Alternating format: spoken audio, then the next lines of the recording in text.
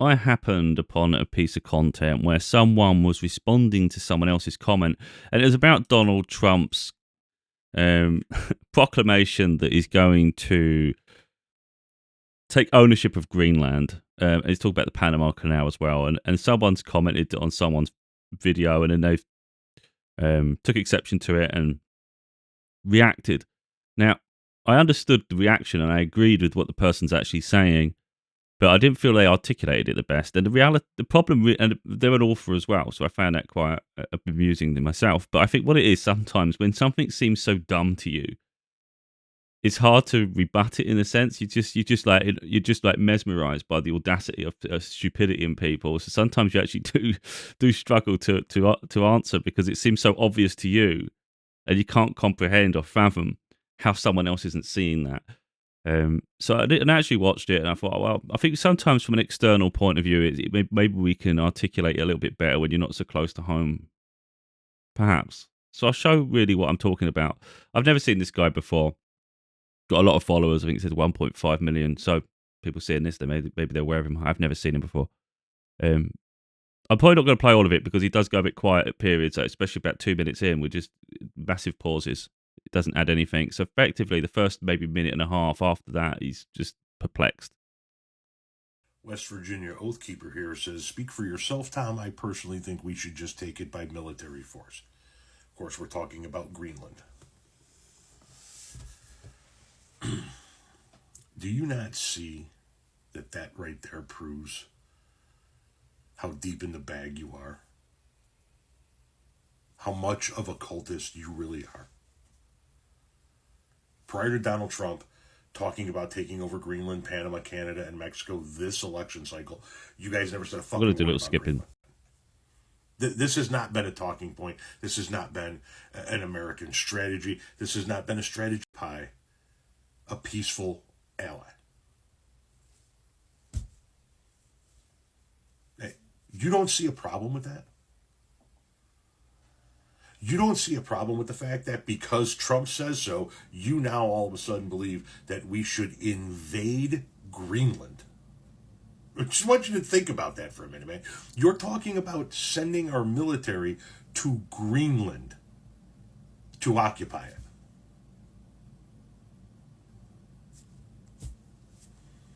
So you guys don't want to help an ally like Ukraine, who's actually being invaded by another authoritarian megapower in Russia.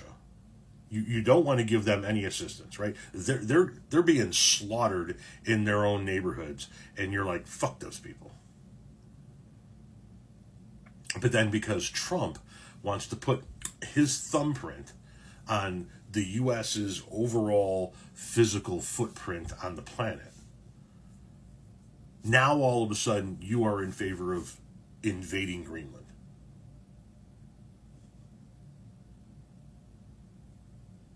Well, this is where the pauses are going to come, so I'm going to stop here because we're not. I don't want to disrespect anyone, but after this, we don't really get any information at all. It just becomes these massive pauses where he's just absolutely gobsmacked.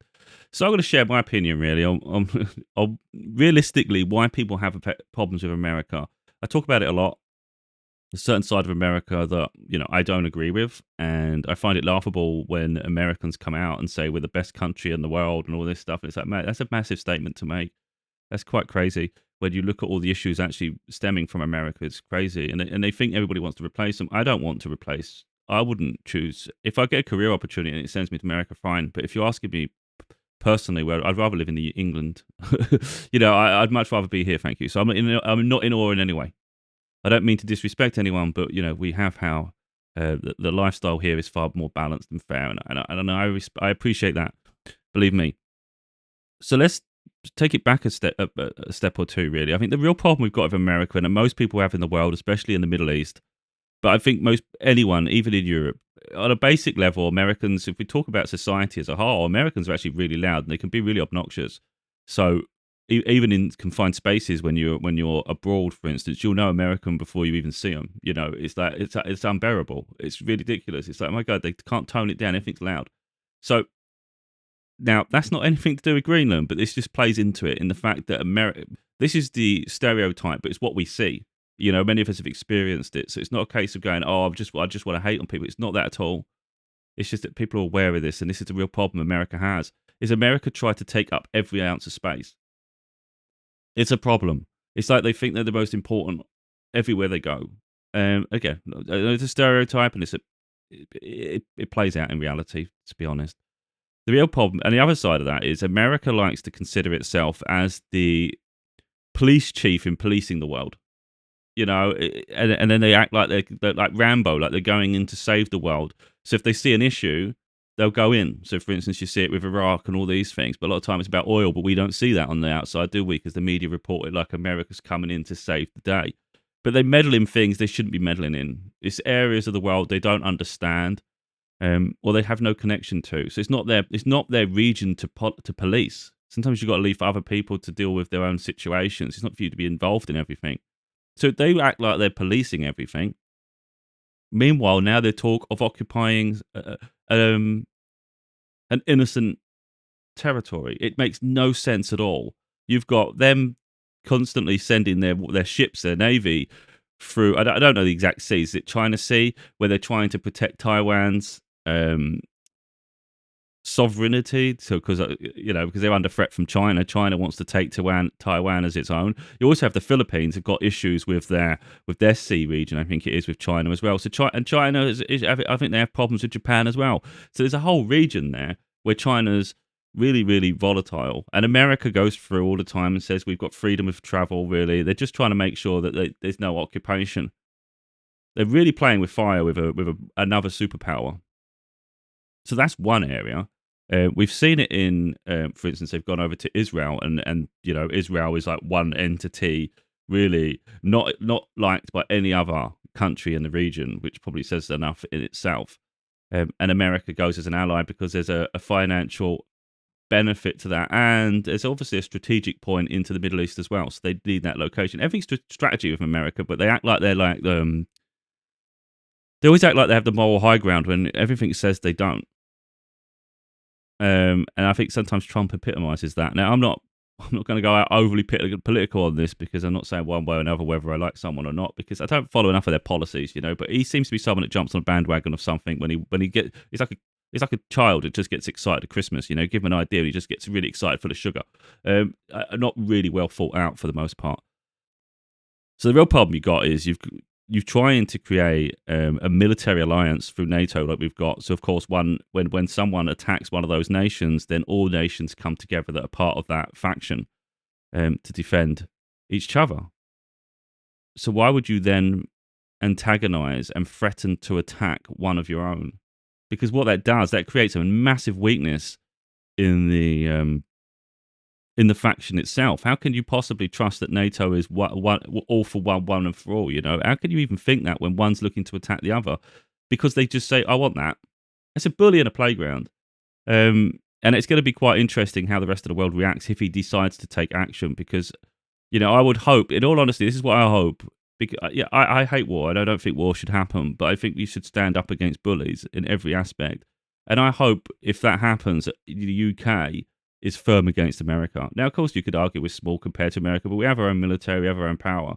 I don't want us to keep being America's best friend if America's going to behave like absolute maniacs. It's like I'd rather we stood firm and said we stand on the morally righteous, and there's no way we're going to stand by and allow that to happen. And I'd like it if we blockaded it and stopped America from even going anywhere near it. I think that's what nations have to do. America is only strong on its own because it acts like a big bully. If the other nations come together, they could just be just as strong as America.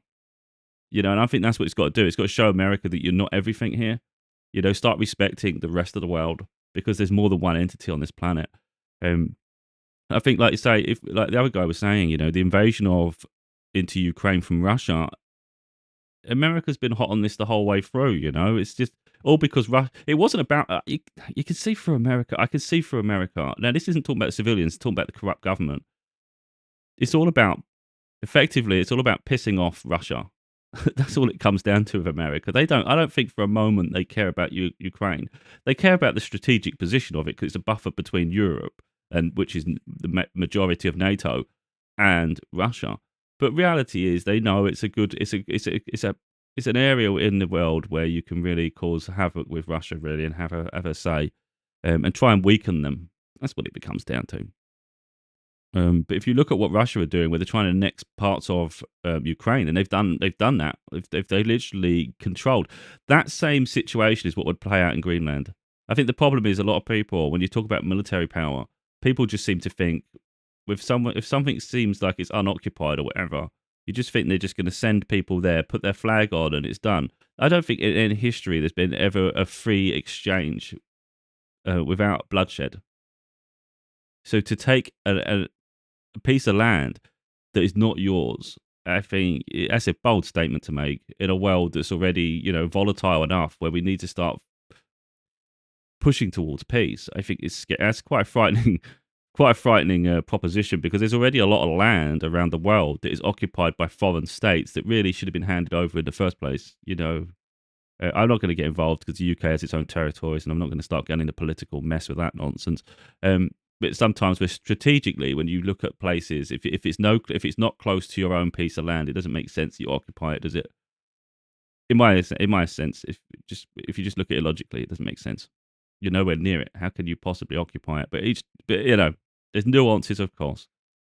But I think when we can see that doesn't make sense, how the hell can you just start just claiming more land?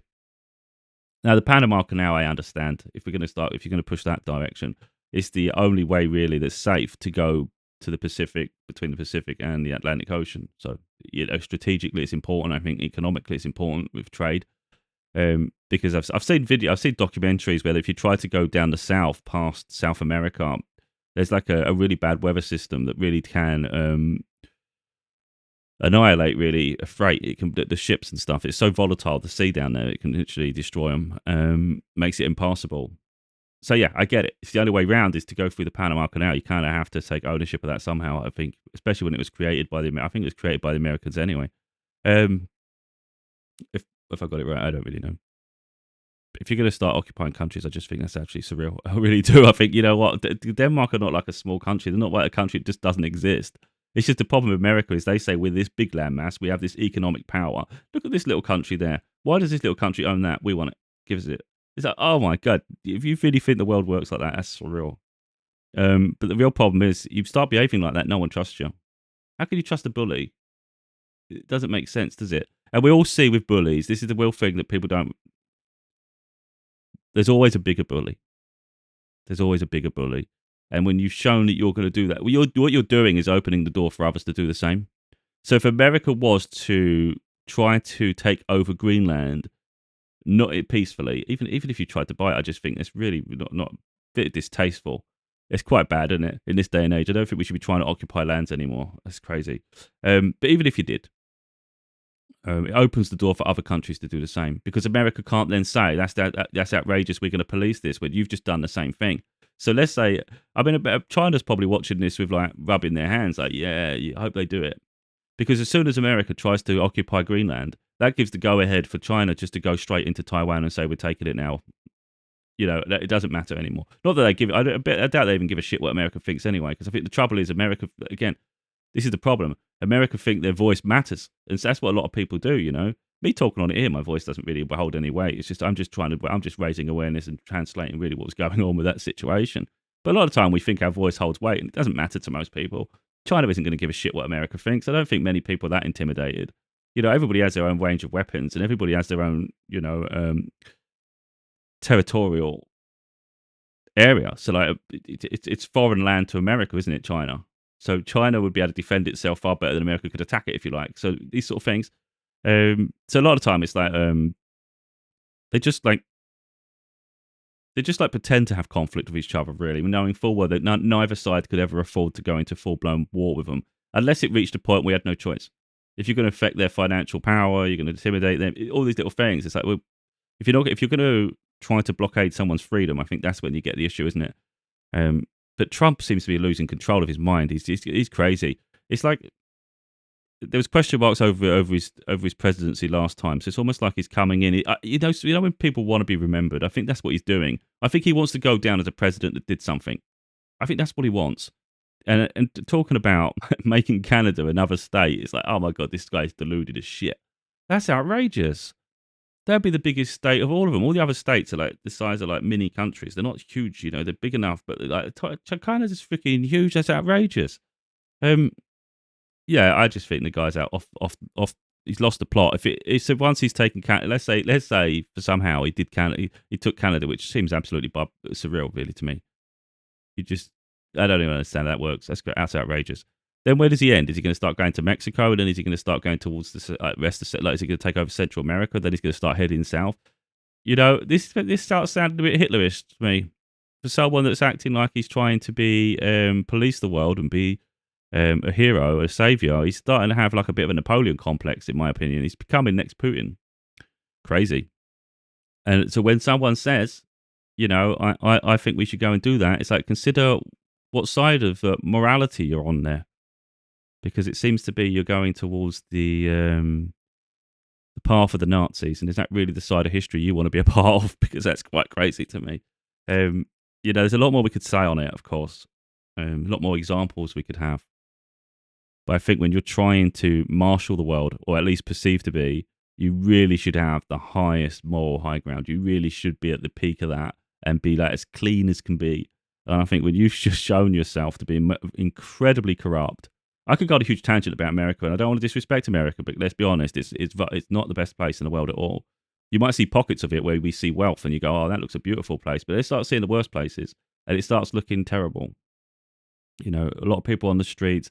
The healthcare system is a joke, and I don't actually think in many millennia, I don't think it could change, and I think that's frightening because in fact this is how it's working, and I think anybody in America would know even deeper than I do. But from the outside, it's quite obvious. You've got corrupt governments, so you've got corrupt officials. As soon as someone tries to instigate change, they get ousted. So they'll always get voted. Anyone that tries to create positive, substantial change will get voted out, and they'll bring in a puppet, someone who will toe the line and will agree. That's America. So America, there's no change in America. It's just perceived change with puppets. The problem really is the pharmaceutical companies have got too powerful. So their wealth is they've got too much control at this point. You can't remove it. They'll just keep replacing and removing people and doing nefarious things to get their way. So how do you change a system like that? It's near impossible, isn't it? Unless you literally wipe out all of it and then start again. So I don't see how it changes. So you've got corrupt healthcare. People can't afford the healthcare. And who sets the prices, you know? I had to think about this earlier, actually. The other day, I was thinking about it. I thought I wouldn't be surprised if someone did enough research where you've got a lot of these companies with food additives attached to it. So a lot of there's obesity, there's a lot of health issues. I would not be surprised if there was a link between the companies. I wouldn't be surprised by all this. I wouldn't be surprised if the medical, I don't know what you call them, insurers. I wouldn't be surprised if there's some link in ownership to the hospitals and the management and all that, and even the pharmaceuticals and things. I wouldn't be surprised if they're all at the same company at the end of it. There's probably like a pyramid system, and they're right at the top. And at the top, they own all of it. They own the medical insurance. They own the pharmaceutical companies. They own the hospitals and things. I wouldn't be surprised if it goes that far. And I bet if you went even further out, I bet it turns out they own the companies that produce the food as well. So if you do it in reverse, you've got the food makes you ill, gives you long-term suffering, because that's what they want. They don't want to cure anything. They just want to keep providing you with a way to ease the symptom, but you keep needing it. So it's supply and demand. They want you to be in need of that for the rest of your life.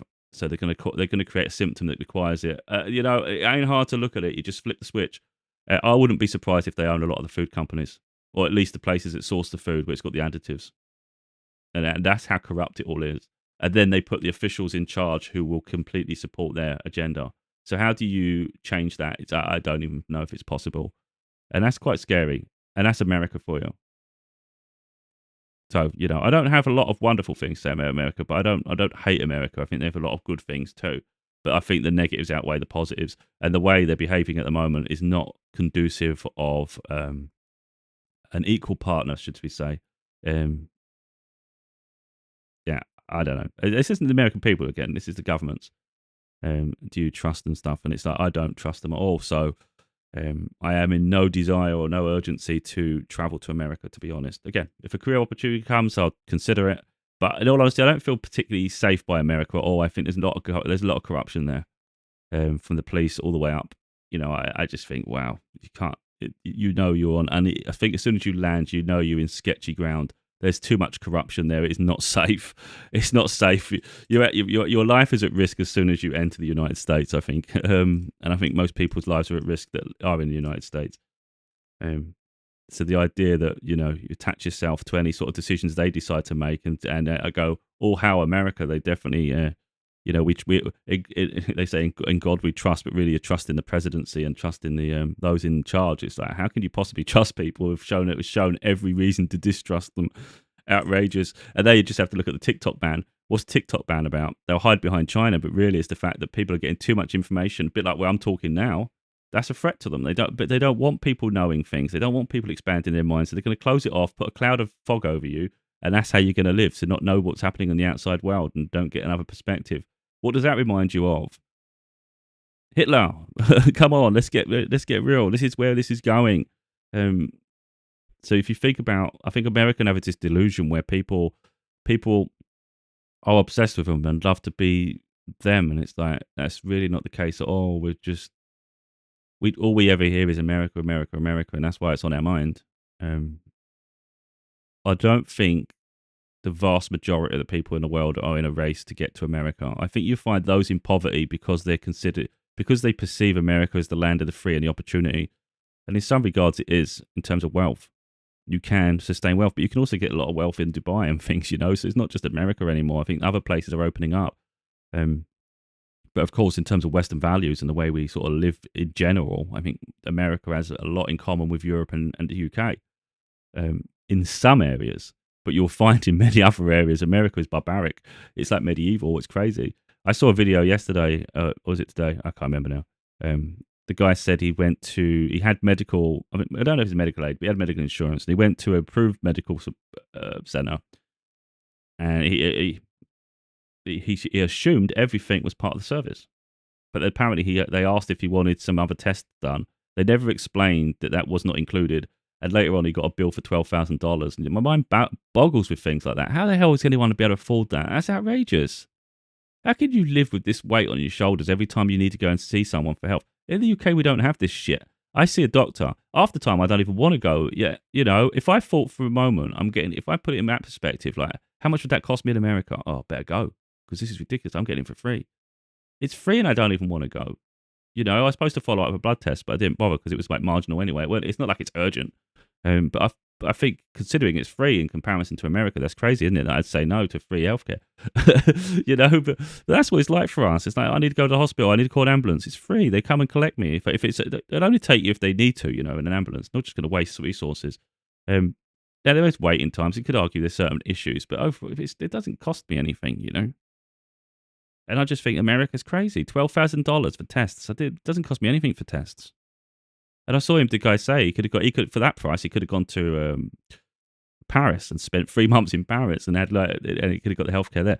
And then I started reading the comments, and an American laughed because they said that they went to a hospital and the person apologized to them and said, "I'm sorry, we can't do this unfortunately, we can't provide this service for free. I'm sorry, you was misled."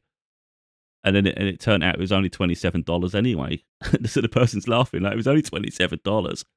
To me, it's like, why am I paying you £27? Why am I paying £27 for you? Like, what? Because I'm used to getting it for free. Like, I think most of us find it annoying when we pay, like, if we have to pay for a prescription, for instance.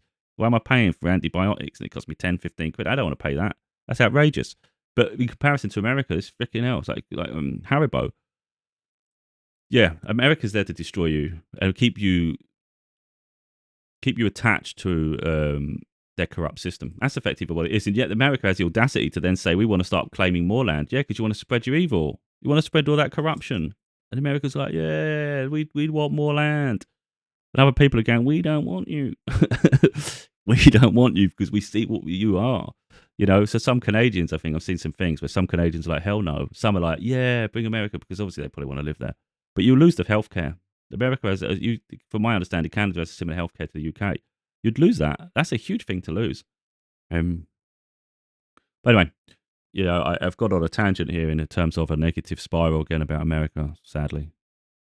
Um, but yeah, if anyone follows my journey, you see me, you'll know I have no desire to spend my entire life in America. If a career opportunity comes and I end up living there for a while, it's not. Look, I'm not anti-American. I don't hate the American people. I just don't like the corrupt politics and the way the healthcare is and all the additives in the food and things. I think I'd just be like very nervous to eat. Even fresh food. Is it pure? So even if like stars aligned and it put me there. There's no way I'm living my whole life there. As soon as I can get out of there, I would leave. Probably, unless I settle, of course. But then it's like, who knows? Um, Again, I know I'm starting to come across very anti-American, but it's more that more I delve into American politics, um, and the hypocrisy that is such, it makes me less interested. Because America's like the more, I wouldn't even say affluent. It's just the more glamorous England in some ways. Like we're in the UK, we're just a little bit. We're just more subtle. We could say somber, arguably boring. In America, we have massive billboards, but it's like you have to always grab attention. But then that's the way people's personalities are over there as well. They're so loud, and that's literally what it is. Everything's so loud. It's like I like tranquil though. I like peace and calm. I like the countryside. Now I know you can get that in America and obviously different states, different ways and things. But I actually like I like being British. I like living in England. I love just different seasons. I hate the winter. Winter's too cold for me. I hate it. I don't think I'd like it anywhere in the world, to be honest. But once the spring and summer comes, I'm really happy. I like to go for the drive through the country roads. It's really beautiful. Um, certain parts of England, and I'm fortunate where I live. It don't take me long to get into the countryside. Literally, it's in minutes. Um, and then you go to the beach. And I think there's a notion that UK beaches are horrible. Some places are. My hometown has terrible beaches. It's full of shells, full of stones. It's horrid. Where I live now, and that used to be on my doorstep because I used to live in the seaside. Now it takes me about an hour and a half to get to the beach, which is a bit annoying. But I like it. It makes it a road trip. It's a road trip. But once you get there, this beach is beautiful.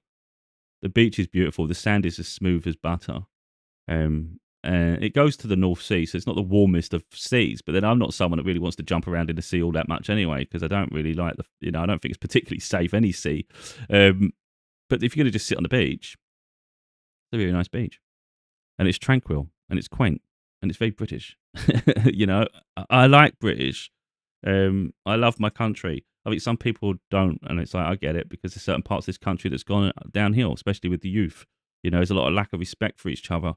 So they don't respect others, and there's issues in any society. But I would argue there's no society that's perfect.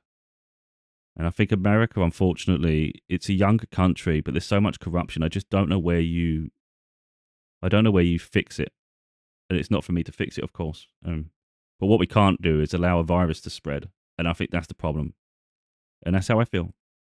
So yeah, there's a lot of hypocrisy that stems in America, and there's a lot of people that are just power hungry, and I think that's quite frightening.